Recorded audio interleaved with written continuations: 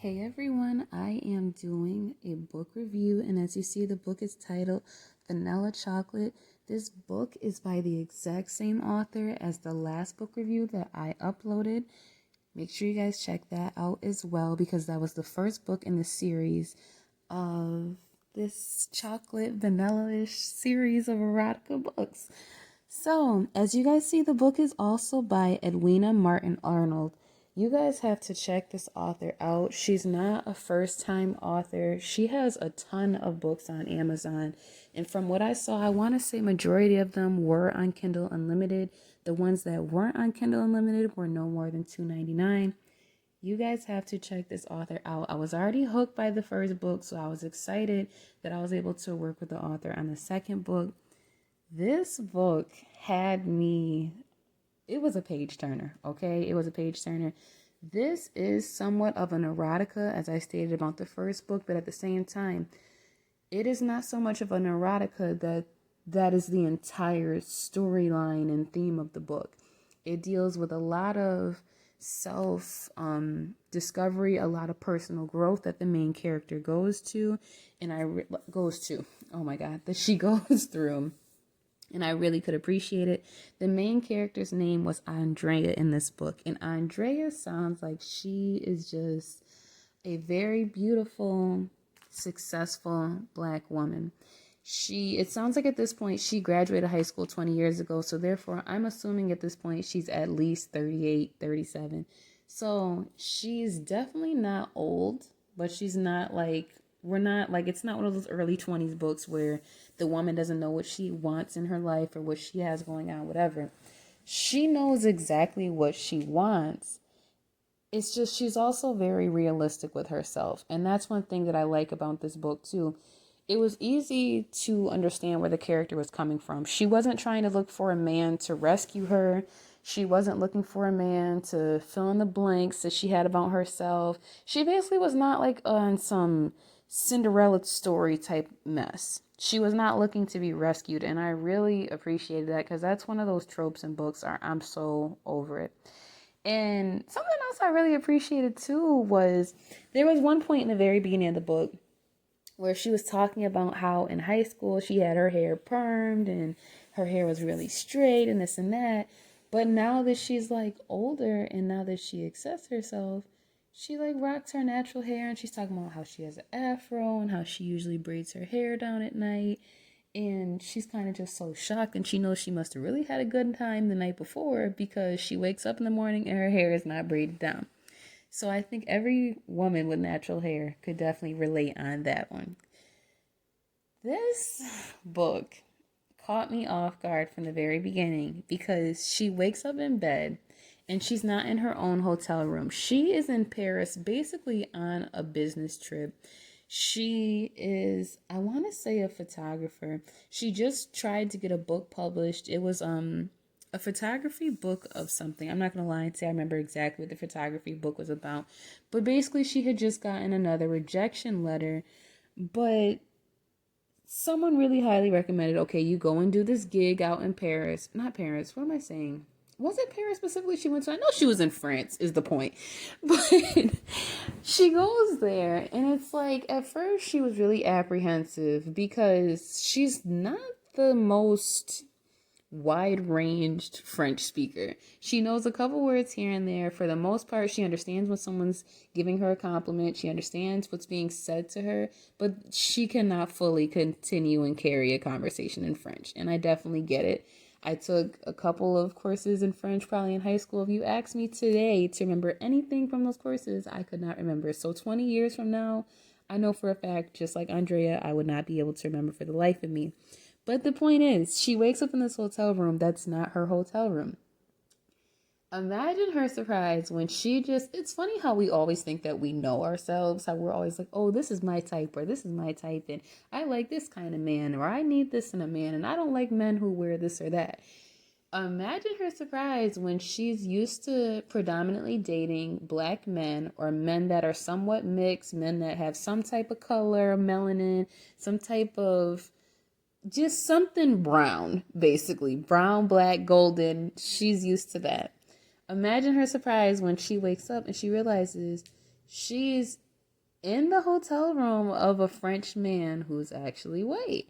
And she's kind of like, she almost psychs herself out really bad about it. Like, I don't know. I've never had that moment where I was so drunk where I woke up like, who was I with? Like, I don't know. I've never had that moment. So I don't really, I personally couldn't relate, but I've heard some stories and I definitely get it.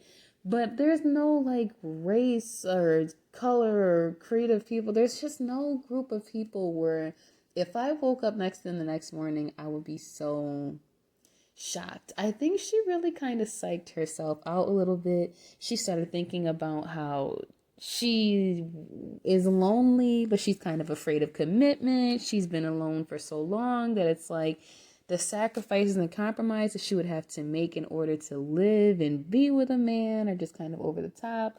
While she likes kids and kind of sort of wants kids, she also feels selfish and kind of feels a little bit like she doesn't want kids.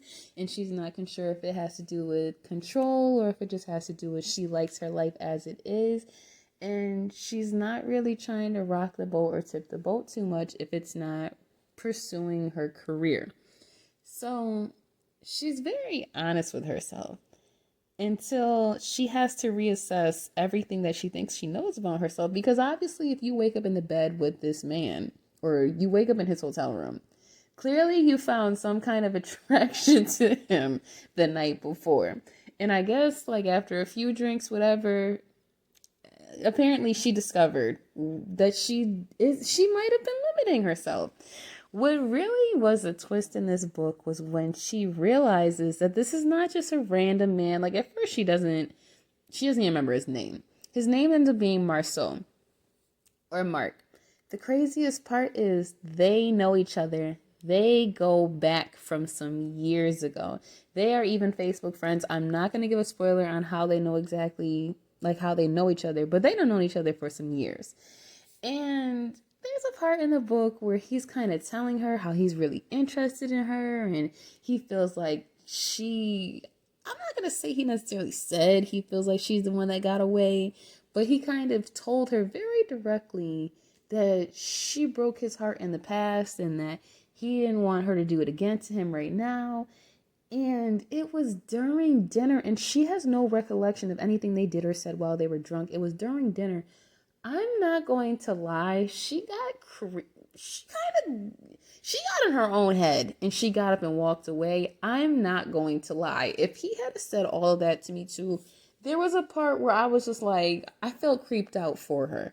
It was kind of like that moment where you get secondhand embarrassment for someone after they say something wild and they don't even realize that they're bugging. I just felt like you he poured his heart out a little bit too much, too quickly. Like, it just was one of those, like, you need to take a chill pill. Because I would have ran, personally. I wouldn't have looked back. I would have been a little too creeped out. Like, I understand they enjoyed each other, obviously, intimately. She doesn't remember all that much, but he sounds like he had a good time with her.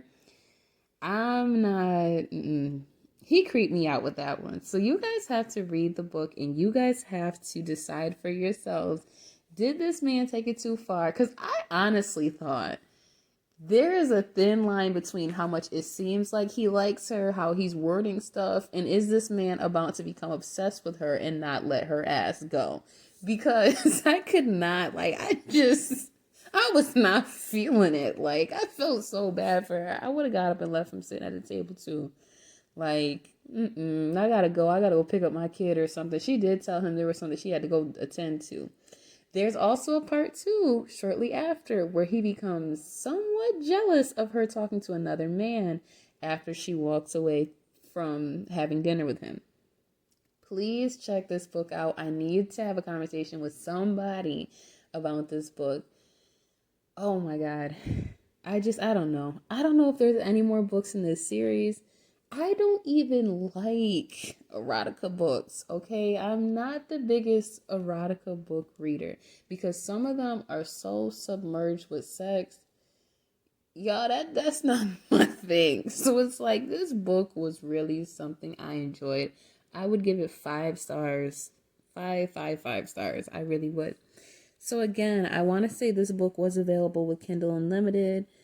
It was 245 pages when I was reading it on Kindle, and it says it takes about 2 hours and 43 minutes to read it, but that's probably just my reading speed. I know for a fact I really enjoyed this book because this book review is one of the longest reviews I done did in a while on a book. I done went yapping my mouth, and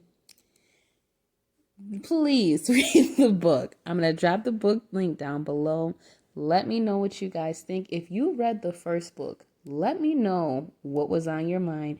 Let me know who you were rooting for. Let me know what you thought because I need some feedback. So until then, I'll see you guys next time. Bye.